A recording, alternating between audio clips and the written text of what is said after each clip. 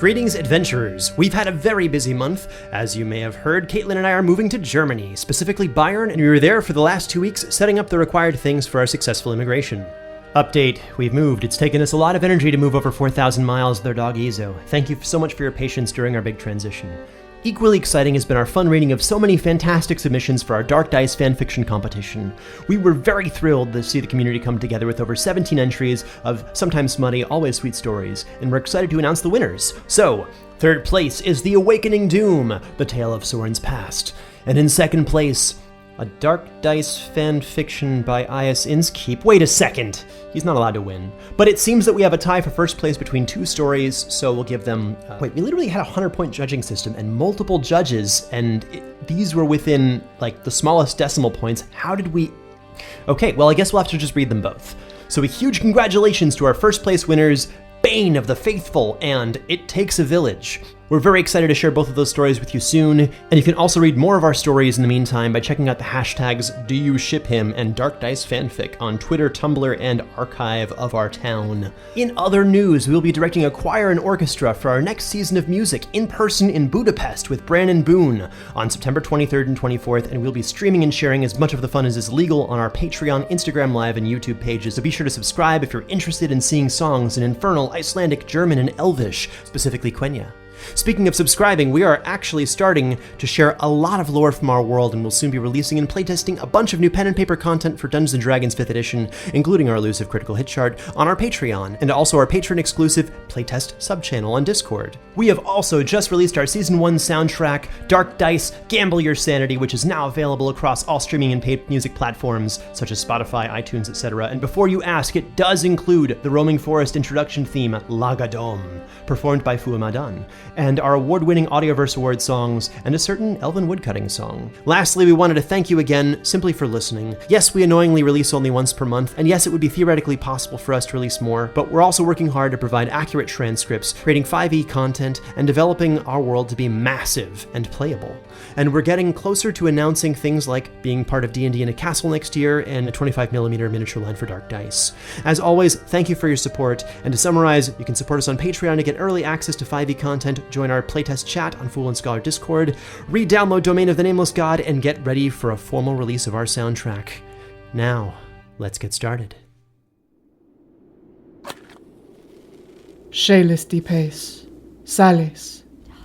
Do you seek him? Do you seek him? Do you seek him? Do you seek him? Do you seek the Nameless God? You have found yourself among those who roll the dark dice. What you are about to hear happened long ago.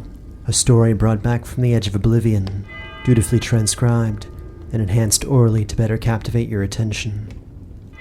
Previously, a team of adventurers fought for their very survival against murderous slavers. Now deep within the dead pines, they must work to find their way back to Ilmater's hope.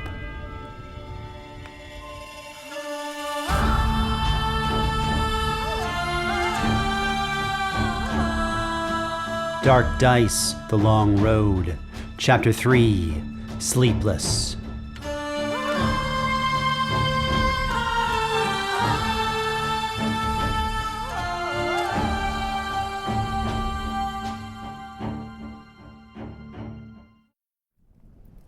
The team finished eating and set off for sleep. As the night grew colder, darker, and the mist became heavy, it fell upon Balmur and Soren to carry out the first watch. What were they doing to pass the time? Yeah. Balmur just makes himself comfortable in the, whatever patch of clear ground there is. Being in the woods at night is actually kind of pleasant for him. He doesn't mind them. He's more concerned with the apprehension that he senses from the members of the group around him. He sits sort of quietly and doesn't seem to want to bother Soren, perhaps guessing that Soren would rather have some solitude. Soren is sort of, feeling around, trying to find his dagger still, not out of searching for it, but more just out of habit, and he's giving, Balmur the occasional cool guy head nod across the flickering firelight, of course, and just enjoying the stars. Nice, night we're having. Indeed. Crisp air makes it easier to hear the creatures that come out at night. Oh, so nice. I wasn't hearing any of that until you mentioned it, and now... Oh, God, it's like a screaming from all around me. No, I'll get over it. If you don't mind me, asking, what's your story? How did you find yourself on the, I don't mean to be insensitive, but the other end of your people's lance, as it were? Well, being elven, well, it's a very long story. I had a wife once, had a family of sorts, but let's just say that in my time, I found that there's a great deal of suffering in the world, and my lord, the god of rebirth, has chosen me as a vessel to end that strife. So, I help as I may, and when I saw the captives, I was compelled to act. You know. I can certainly respect that. I can't say my motives are quite as noble, but I would consider myself a traveler of the world looking for those in need of help. I appreciate that there are others out there taking up the cause. Of course, you've probably been at this far longer than I have. Yes, a great deal longer. That's right. Well, then we're all in your debt. And I yours, truly, for more reasons than you know. Well, I'm glad it all worked out. I hope we can, make it back into town without hitting too much more trouble. With that, Balmur will take a moment to just enjoy the solitude of the outdoors. You know, he doesn't sleep much, and he's used to being alert and awake for hours, even months on end. So, as he takes an extended watch, Balmur just continues to take in the night. And as Balmur smiled warmly, opening his senses to the sounds and life within the dead pines, what did Soren do for the remainder of their extended watch? Probably continue to scan around for a while, make sure that none of the blood runes are creeping up on us, but eventually my eyelids will get heavy. Do I notice that Soren is kind of nodding off? Balmur had no difficulty noticing that Soren was a little bit sleepier after just the first hour, almost like he carried an invisible weight that seemed to press down on him more than normal. Balmur makes a circuit around the perimeter of the camp himself and the area just at the edge of the firelight. When he comes back, he walks up to Soren and kind of squats down next to wherever Soren is sitting and pulls out his knife to carve a piece of wood into a small doll. All right. After a while, he takes another deep inhale of the night air and smiles, so very happy to be alive. And after a few moments, Balmur looks at Soren and asks him a very important question. Do you seek him? Soren's face twitched and slackened, and his hands began to shake as the face staring before him began to shift, pop, those brown eyes sinking into the head of the elf, and the third hollow socket caving in near the forehead. Balmur's nostrils fused with his upper lip as the pulsing, heaving flesh pushed up past his tongue, engulfing his mouth, fusing it and spilling over his lips, almost like a liquid. Soren's quaking hands desperately spasmed at an empty sheath, fingers flailing wildly where the grip of his cursed dagger had always sat, without fail for as long as he could remember. What a time to lose such a curse. Despite their insubstantial nature, the creature's melting facial sockets shaped to betray disappointment at Soren's reaction. And from the bubbling, blackening skin emerged 3 pussy orbs, a red glow seeming to smoke effervescently from them, their hideous gaze locking with Soren's and pinning him in place. Its hairless head was now vacant of a nose or mouth, just a canvas of skin marked with 3 cavities. Its body heaved as if breathing, and with a crack, the naked bony limbs righted themselves as the figure, now very much revealed to be the emaciated and charred form of the Silent One, stood to its full height, never breaking eye contact with Soren, even as it stretched and leaned in closer toward him, its rancid smell causing him to nearly gag. The Silent One's hands moved deliberately and with a previously unseen degree of care, as a knife of bone was wedged snugly into the flesh of Soren's form, like a hunter separating muscle from bone. Soren could not break from the creature's gaze, but still, somehow, as the blade moved slowly down his elbow toward his empty palm, Soren found the strength to scream. And as the others began to stir, the bone-carved knife was pulled, dealing 14 slashing damage, its dripping blade lingering inches from Soren's throat before pulling back. Soren could swear that he saw the creature chuckle to itself. And with unnatural speed, the Silent One let out a delighted human shriek as the fingers on its hands went backwards, pulling the knife into its forearm with a sickening pop. The creature's body flew back over itself before contorting unnaturally, its head now upside down, dangling beneath its bent limbs as the freakish silhouette fled into the woods, leaving behind only a trail of Soren's dripping blood and hints of the oppressive rotting stench.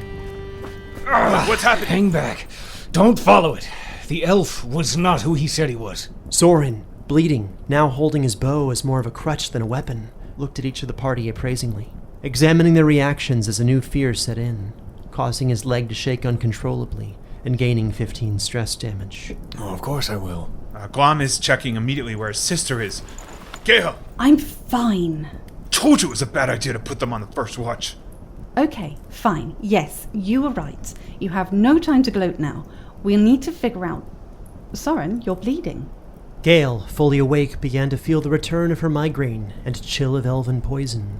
The effects of whatever healing, or perhaps illusion spell Balmur, or the Silent One, had cast was now fading. There's fresh snow on the ground, but no footprints. Does anybody have anything to help Soren?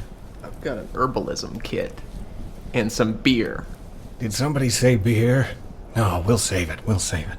I walk over and still hand him the water skin. You know, as a courtesy. Oh, thank you. What is Soren wearing? Leather armor. Quite damaged at this point. Also, I appear to have cut an artery. I'll just cauterize this real quick. After seeing someone they thought was an ally, someone they had started to bond with turn on them, the rest of the party required a sanity saving throw. Ildrex and Gaelle were fine, but Glom... Gaelle, stay here. The monster must die. I'm gonna run into the woods after it. I quickly put a strong hand on his shoulder and keep him in place. What are you doing? It might kill someone else. We are not able to take on whatever that is in our condition. You are not of your right mind, friend. I think Glom knows that Ildrex is right, but he has to attack something, and he can't even control himself. His whole body twists, and his scimitar strikes out, cutting down a small tree. That tree deserved it, I'm sure. Yeah, he must kill the tree. What do we do about Soren? I think he's about to cauterize his own wound. Yep, there he goes. I can carry our friend as to help, if you can lead the way. I can do that. But first, Glom wants to check on Gaelle's condition with a 16 for perception. In full view of the campfire, Glom noted Gaelle's introverted posture, the eyeliner running down ever so slightly over her pale face. She clearly appeared the part of the stoic soldier, but Glom knew his sister better than anyone else. Gaelle, what's wrong? Fine. There's nothing wrong with me. We've been through far worse than this. How's Soren? I don't know what to do with Soren, so I start ripping my undershirt under my chainmail to see if I can make some kind of... something to stop the bleeding. Oh, no, please, friend, it's fine. I've been stabbed before. In fact, I'll just... Soren produced a mysterious vial and drank its contents, stifling a cough. Glom stops mid-tear. Glom stood with half his torn shirt in his hands in shock, watching the wound close up as Soren recovered 9 health through some form of magical potion, choosing to care more about other things than what vile ingredients would fuel such a concoction. Great. I start stuffing the shirt back under my chainmail, what's left of it. How long were we asleep? Less than 2 hours. I don't know about the rest of you, but it may be best to move through the night. It is not safe here. I think you were right. I'm in agreement. We need to get him to a village as soon as we can. Honestly, I'm not sure it matters. I've met that thing quite a few times before. Never been able to catch it. And, frankly, it seems to show up just about wherever we go, so I think it's probably best just to try to get a full night's sleep here. I wouldn't mind letting this close up a little more. Let's just, be vigilant. You mean you've seen this before? Regrettably, I have. We call him... well, we don't, but his followers, I guess you could say, call him the Silent One. 3 eye sockets in the face, has a tendency to collect all manner of beasties in his employ. Not a fan, personally. So where have you met him before? Clearly he's not killed you yet, but what does it want? I don't even remember at this point if he has or not. And I don't really know what he wants. A saint to some, if saints were feared and never loved, I think someone said to me once. It seemed to be waiting for me to recognize it, or something. But, you know that gate back there with the blood and everything? Sort of the prison for an ancient, hideous creature that was going to rise up and kill all of us. The Silent One wanted this to happen, and they kidnapped some children to sacrifice at the gate to release the Nameless God beyond, but we defeated it. The Nameless thing, I think, and closed the gate. Or at least, I thought we did. But then, why were we running? I don't know what those elves were trying to do. So you're saying we don't want to open the door? Oh, not if we can help it. The Silent One seems to guard it from outside, though if I'm remembering correctly, we also met him beyond the gate, which is a bit hazy in my memory now.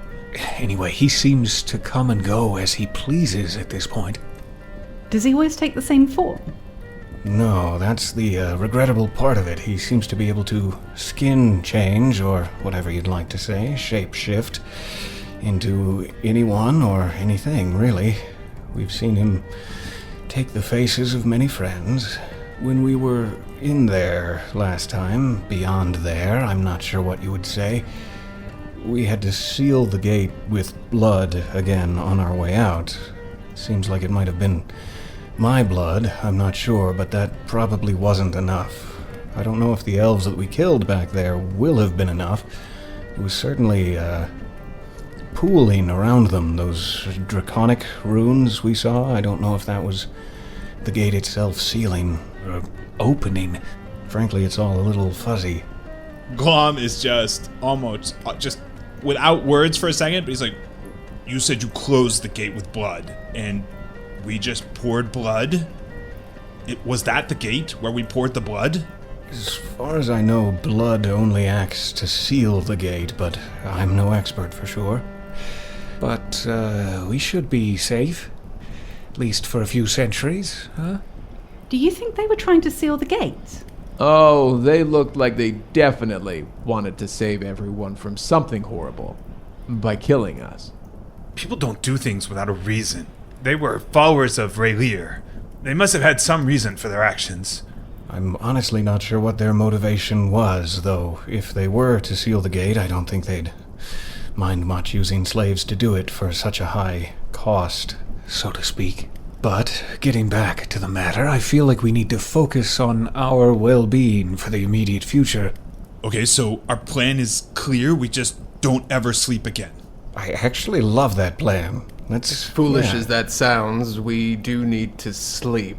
And if you say this Silent One comes wherever we might be, we would probably best to remain here until we are well enough to carry on to the town. But he comes for you, Soren, is that right? He might. I honestly can't say I'm not what draws him, though I don't know why. He could just be angry that we stopped his plans, or he could just be hungry, I suppose. Everywhere I go, he seems to turn up. Well, he's seen all of us now. I'll offer first watch while you sleep. Yeah, I'll join first watch. Glom's joining first watch. Okay, so we're all joining first watch. I'll sleep then. Ildrex curls up by the fire like a dog, and he's like, fine, you watch. Get some rest, Soren. Yes, thank you. A bit more on edge than before. What were Glom and Gaelle doing during their watch? Okay, I'm keeping all my gear on and digging into a little defensive position that looks like a pillow fort of steel and death. I've got like a little trench dug down, my chainmail, my sword propped up, shield propped on the other side at the ready, and Glom's glowering face just visible above the shield's top. I'm kneeling against it and looking at the forest around us with suspicion. before turning to Gaelle. Sister, we're taking first watch and we're staying awake all night. Gaelle smiles, calmly walks next to him, a bit amused, and kindly sits down next to Glom. She looks at his armor and his dying adrenaline rush and gently says, "You just see nothing. There's nothing out there. You can calm down, I promise." Gaelle removed her right glove to reveal a silver ring that showcased a well-cut blue stone. As she touched the ring, heat began to seep into it from her body, causing the stone to glow subtly and reveal the etched shadow of a raven hidden beneath the stone's surface, now clearly visible as Gaelle's breath began to freeze. Glom, do you recognize this? What? Glom dared to break from his battle stance to quickly glance at the stone. The raven. You recognize it. Do you remember it? Yeah. Yeah, I do. Do you remember where you saw it? No, maybe. It's not exactly our house seal. I see it in my dreams sometimes. It's from when we were small, isn't it? Do you remember when Father used to tell us stories about our ancestors? About where they travelled? The many amazing adventures and tales that built our house? I don't like talking about him. Why? It wasn't the same after you left. You know I had no choice. Look, I just don't want to talk about it. If I'd stayed, things would have happened. They would have come for you, and I had to keep you safe, so Mother just took us away. Glom is just holding something back, not saying it. Was he terrible? He was fine. I wasn't good enough. You were so small. He was meant to look after you, not the other way round. That wasn't meant to be your job. He needed help, Gaelle. What was I gonna do? Gaelle, it just got... It was too much, you know? It's like a sickness. Couldn't help himself. He wasn't terrible, I did my best. He needed help. I tried, but when I helped him, it just got worse. And after I'd helped him, Mother made us leave. I did try to come back to you. It just took a little longer than I expected. I don't want to talk. It's not your fault. I like to think about other times, Gaelle. The other memories when we would play, when Mom was still with us, when we were a family, but I have so few of those memories. I was too young, I guess. We should have had more time like that. Glom was now seated, relaxed, somber, staring at the ring and at Gaelle's frozen breath as she spoke. But we can make up for it now. I am glad you're back. I'm glad I found you. As they continued their conversation long into the night, both Glom and Gaelle regained 8 points of stress damage. Only 59 to go. Each. The watch continued uneventfully like that for 4 hours, with the siblings continuing their conversation, occasionally marked by minutes of silence and calm smiles, as better memories were shared. To the seasoned hunters, nothing it seemed could escape their keen eyes, and nothing seemed to stir within their campsite beyond the occasional terrified rasp from the unconscious Soren. Well, Glom, it's been about 4 hours. I think I'm going to need some rest. I'll wake Ildrex. I don't want you staying up all night alone. Good night. Good night. And thank you for talking with me tonight. I feel like it's the first time we've been able to talk freely since... I know. Ildrex, would you mind waking up? What? I don't want Glom to be alone, and I think I shall need some rest. Oh. Of course. Get rest. We have a long journey ahead. I sit by the fire near Glom and spark up a conversation. You look tired there, friend. You sure you don't want to swap out with the other human? Nope, I'm fine. Really, I'm good. Glom goes back to focusing on everything around them, scanning the trees, making sure everything's in place. Glom's basically doing everything he can to try and stay awake.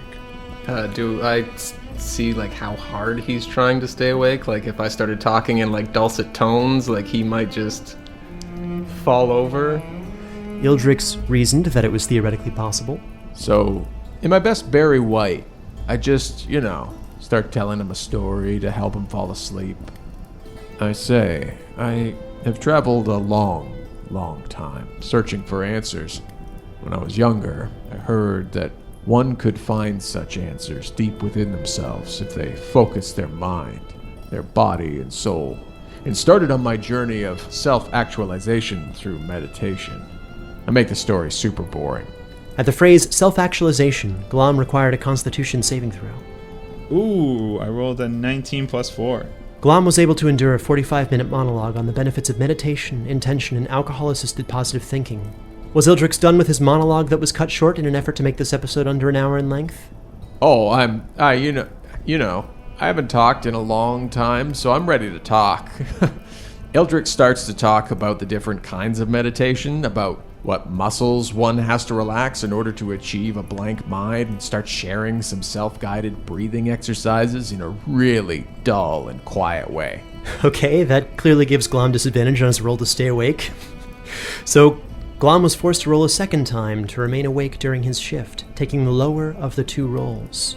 Second hour, 11. Glom had been awake for some time. Yep. And in fact, he made it through 2.5 hours of Ildrex's self-guided tour of the blankness of mind, the euphoric feeling of truly relaxing one's claws being the first step in a greater checklist of relaxation. Feeling the ends of one's fingers relaxing, being aware of the sensations that kept them strained, and just letting go. Letting that feeling of freedom pass from joint to joint, scale to scale, toward the knuckles, then the palms, then the wrists. Good. And Glom rolled well the first time, so he didn't consciously try to relax. It's a good start. It's not how yes. And I slump over and hit the ground. All right. What did Ildrex do for the rest of his shift? I'm alone awake. Everybody else is asleep. Yep. I'm just keeping a watchful eye around the perimeter of the camp and actively listening for anything coming by or near, and looking up at the stars, just thinking of the road ahead and the road that I've been on. Ildrex did enjoy picking out constellations above the mist. Unfortunately, Ildrex had found little sleep during his previous 6-day march with the elves, and discovered it was somewhat difficult to remain awake, requiring a Constitution saving throw of his own. Sure. With a 13, Ildrex continued his stargazing, his protective vigil, and saw no issues with the rest of his shift. Okay then, I think I'll wake up Soren. I mean, he would have been asleep for the longest at this point, by this hour, I guess. So, yeah, I'll walk over to him and quietly say, my friend, are you able to take the watch? By this time, Soren was visibly in a dream of sorts. The horrors within his mind had begun to part, gifting him with a rare treat from his old life, from before the time everything changed. The giant spider-woman hybrid, its frothing mandibles loomed over him in his dream, its fetid breath that smelled of corpses inches from his face. But it began to pull back. Something was distracting the creature, attacking it. Soren could hear it gradually more audible with each breathless heartbeat. A rising growl. A small blur of fur dodged the spider creature's attacks and bit harshly at its legs. Soren subconsciously whistled on instinct and began a quick series of mouth clicks. This distraction afforded him the opportunity to escape. As Soren feebly tried to run, his legs were simply not able to hold his weight. So he pulled himself, grabbed the dirt, weeds, and stone, and crawled as far as he could away from the spider's humanoid face of fangs and hunger, shifting his weight into a sitting position. A single arrow let loose from the short bow his mother had crafted was enough to fell the creature, and as its numerous eyes went dark, the other beasts slowly came into view. Soren found that he was now face to face with his best friend, the ranger's animal companion, a beautiful corgi shepherd named Daddy that was in fact older than Soren by 3 years and was the father to a fair number of dogs in their territory. Daddy's tail wagged, and it began to lick at Soren's face. The dog's breath was admittedly more foul than normal because it had, after all, just eaten part of a giant effing spider thing. But that was a small price to pay for friendship like this. a friendship that had ended long ago. Soren suddenly felt inexplicably sad and awoke, but the warm breath in his face remained, as did the sticky licking sensation. Eyes filled with tears and sticky wetness, it took Soren a few moments to fully understand what he was seeing. He was covered in blood, elven blood, fresh, and it slowly poured onto his face from somewhere within 3 hollow cavities mere inches above. Ugh! It's the sound of me making a sanity check. 16. A whisper, a threat. Your suffering shall be returned to you. The Silent One caressed Soren's face with a freshly severed tongue and held in its strangely effeminate hand which bore the long painted fingernails popular among elven nobility. Soren was only briefly paralyzed with fear and confusion while the sticky tongue artfully dragged over his eyebrows, finishing a pattern he could not see. All at once, the Silent One's facial cavities stopped bleeding as their sinister red glow faded, and those blank hollows filled, shifted to match Soren's horrified expression, mocking him. This act awoke something akin to reckless anger within the hunter and brought some reprieve from the Silent One's hypnotic trance. Seek your revenge and never return. And with that, the Silent One wearing Soren's face slowly smiled and shifted its features to Balmur's, then Soren's again. The creature casually backed further and further away from the dying campfire, never turning away nor releasing Soren from the full power of its glare, until long after its living cloak was lost to the shadows and swirling mist. Can I do something to help, Soren? From his view within the camp, Ildrex suddenly realized that he could fly. He now had a flying movement speed of 60 and was able to swoop after the Silent One and unleash a terrible breath of fire before... Oh, no, wait, crud. Ildrex fell asleep, didn't he? Ah, crud. With a 16 on his sanity saving throw, Soren reasoned that if the Silent One had truly wanted him dead, it probably would have happened, and took 5 stress damage. But the sun appeared to be rising, illuminating the snow around the team. Oh, God, it's licking me now. Anybody else awake? As if on cue, Glom's sword fell from his hand, startling him. I'm awake! I've been awake! Everyone, are we awake? At the clang, I jolt awake and shake my head and say, I'm sorry. I appear to have fallen asleep. At this point, I think Gaelle hears everyone and just kind of stretches. Are we all okay and awake? I've only slept for something like 6 hours, so I was hoping we could get another hour or... Oh, what happened to Soren? We've been visited by the Silent One.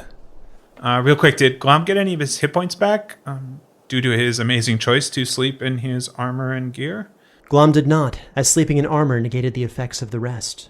Well, we're all still here, and whatever it was doesn't appear to be. Soren, does it make sense to head to town, or will this thing just follow us? I really can't say how far it will follow us, but I've never encountered it in a town, and the local legends only spoke of it as a creature of these woods, the dead pines. While I feel fairly confident that it won't kill me, I can't reasonably be sure that it won't kill any of you, nor that it won't do something to me that has long-term consequences. We should be safe if we can just get back to Ilmater's Hope. You don't think we're closer to Colt's Point or Lope of Eachel, do you? You're wearing eyeliner, so I'm guessing that you're from the coasts of Vinilhaven? Trust me when I say that Ilmater's Hope is the closest human settlement. In which case, I think that's where we need to go. You said human settlement. There are caves where giants are said to dwell. Mystere, I believe you call them. Oh. Well, then I too agree with Soren's suggestion. To Ilmater's Hope. I studied a bit of the old geography, the region, while we were traveling with Sir Percy. Rolled a 21. We should be able to cut a day off of our journey if we go that way. We just need to get out of the dead pines so we can reach the road, and the town shouldn't be far. Let us move in that direction then, friends. Seems like a sensible plan. Absolutely. Let's pack up here. Kicking dirt on the fire. I think we left sense behind on this trip. Oh, I left all sense behind long ago. Who will take the lead? I can limp up ahead if needed. I'm used to this sort of thing, and I'm not covered in blood, so I'm happy to lead. Absolutely.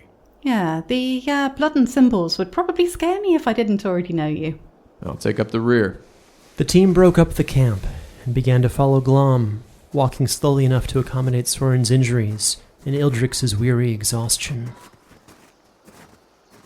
As 4 hours of muted steps passed underfoot, they passed the remains of ancient skeletons still pinned to the trees, the dens of feral cadgers, the distant calls of fanged deer and wolves. When they were partway through a more dense section of woods, Glom suddenly raised his hand in the air with a closed fist, assuming that the others would understand its meaning. I fist bump him. What? No! Hold! Look, there's something ahead. It's not right. Glom fell into a hunter's crouch and moved slowly, leaving the others confused until they too could see it. A strange arrangement of decaying animal carcasses spread in a circle. The gruesome display included a deer, 3 rabbits, and a few squirrels eviscerated with innards exposed and dangling from the trees that they had been pinned to. As they approached, the smell and the flies became suffocating, and the most disturbing details came into view. The eyes of the 6 eviscerated animals, it seemed, had been plucked and replaced with small pearlescent objects. So there's basically a perfect circle of mutilated animals with missing their eyes. And, pinned to the trees. Okay, maybe the shortcut wasn't the best idea. I'm looking for a trail that the pinner might have left behind. Can you move, Glom? Thanks. I think I see footprints leading through and then left in 4 different directions. I'd get a better look, but between the flies and the smell, I'm oh dear. Kinda strange-looking footprints. That's because they're handprints. I'm rolling sanity. Glom passed his first sanity saving throw, joined by Ildrex, but despite this, both men, seasoned adventurers, were still clearly uncomfortable. A 19. Strangely enough, Soren had experienced this phenomenon before. Just a normal thing that happens every day. 10. However, Gaelle, taking 10 stress damage, began to shake uncomfortably as all the hairs on her arms and neck rose with goose flesh before this sinister effigy. Gaelle and Glom alone recognized the pattern on the ground that weaved between the trees, around the animals, worked into the sprawl of blood, flesh, and sinews. But she could not find it within herself to give name to the symbol, as if speaking the phrase aloud might draw its attention. She also quietly affirmed to herself that the same pattern had been repeated on Soren's face earlier in blood. So, Gaelle is going to start to move closer to Glom. I don't like this.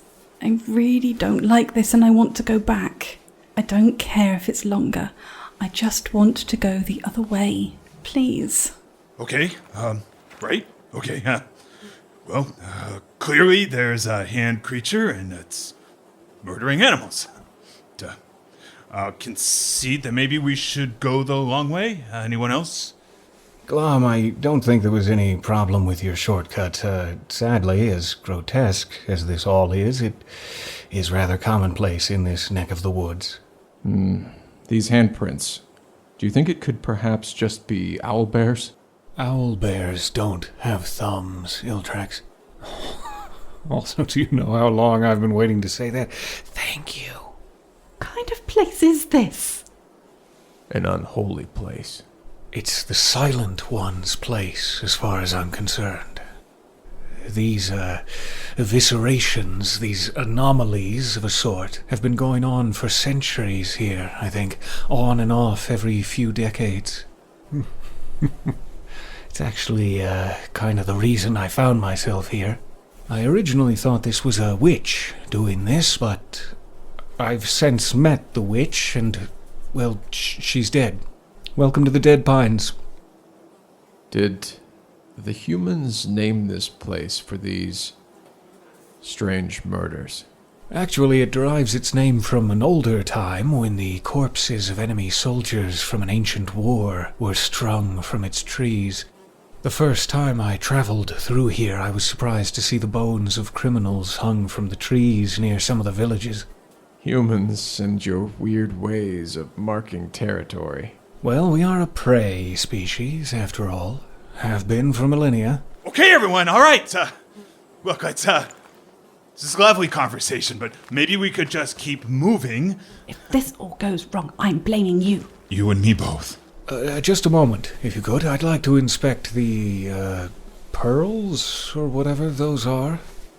Oh, yeah, smell only gets worse the closer you get. I got a fly in my ear just now. Now I suppose I'll have nightmares about my newfound hygiene habits. Okay, just one more moment. Soren took 10 stress damage, as did the others upon learning the truth. Looks like he took the eyes, and well, he's put the teeth back in where they used to be. Okay, we're leaving this clearing right now. No. I'm sorry, but I'm out. This is ridiculous. I want to go the other way. This is too less of a shortcut. It's really half a day less worth of all of this. Gaelle, let's just... We'd lose a whole day now. We'll just zigzag. We won't go in a straight line. Gaelle shoots him a look, but stays silent, and is too scared to say anything except follow. I'm drawing my sword, and my shield is out, and we are leaving. The team began to leave the clearing. With a squishy sort of pop, I yank one of the teeth out of one of the eye sockets, and I just kind of casually say, human, and then I carry on. The team began to leave the clearing at a noticeably faster pace. I think we need to think about who we're traveling with, Gaelle. Gaelle is just refusing to talk to him at this point. She switched to an angry silent mode, where she won't give up, but she is too scared to admit that she's just seen human teeth pulled from a dead animal. Soren and Ildrex followed the siblings, and the team walked in tense silence for what felt like hours. The forest itself seemed darker, even as the sun was still in the sky, and it was as if a stifling stillness had overtaken the woods. The scent of rot, ever lingering, was the cause of anxious frustration and fear, as the team expected to see that blackened silhouette just beyond every tree, bush, or boulder. But beyond half glimpses in the distance, they never could confirm the presence of the silent Lord of Sorrows. So the team continued to walk, refusing to acknowledge as the sun began to dip lower into the sky, until twilight was almost upon them. So, as we get closer and closer to when we might have to set up camp again, I think Glom breaks and suddenly gets more talkative. So who wants to make camp, or should we push on? Is anyone else hungry all of a sudden? I was thinking I should have packed some more rations. How is everyone feeling? Glom is feeling great. Those present did not require an insight check to realize that Glom was in fact not feeling great. My friend, you've been traveling quickly, ready to fight the trees again. I think it's time we take a seat, at least for now. I agree. I'm not seeing any circles of death in the immediate vicinity. Do you really think it's safe, though? Glom's looking for somewhere that we might be able to defend while Soren scans the vicinity. With Glom's assistance, Soren had advantage, allowing him to roll twice and take the higher of the two rolls. Sure thing. A 22. While things seemed safe in their immediate vicinity, Soren noted the presence of a sputtering campfire in the distance. Dark Dice, Chapter 3. Hey, everybody. It's Jeff. Hey, I bet that you weren't expecting me to be the silent one, but, it had to come out sooner or later. It's been so much fun haunting you and taunting you and rolling the dark dice, as it were, as Balmur, as the silent one. Geez, I've had an absolute blast doing this, and I hope that none of you die too soon so that you can meet him again, though you're never going to be sure which face he'll be wearing or whose voice he'll steal, for that matter. Anyway, until next time. Dark Dice, Chapter 3B, Sleepless. Featuring Jeff Goldblum as the Silent One, Peter Lewis as Soren Arkwright, Holly Billinghurst and Sean Howard as Gaelle and Glom Vogelberg, Russ D. Moore as Ildrex, and Travis Vengroff as Dungeon Master. This episode had dialogue editing by Sarah Buchynski of Polarity AudioWorks, Marisa Ewing of Hemlock Creek Productions, and Travis Vengroff. It features sound design by Travis Vengroff and Dayn Leonardson. Produced with additional editing and sound design by Travis Vengroff, with mixing and mastering by Hemlock Creek Productions. This episode featured music by Stephen Melin, Brandon Boone, and Travis Vengroff. To support this production and get access to bonus releases, music, world lore, art, and early access to future adventures and D&D materials, please join our Patreon at patreon.com/foolandscholar. You can also follow us on Facebook, Twitter, or Instagram as @DarkDicePod. This is a Fool and Scholar production. Thank you for listening. After a few moments, Balmur looks at Soren and asks him a very important question. Do you seek him? Does Soren know the F word? Can I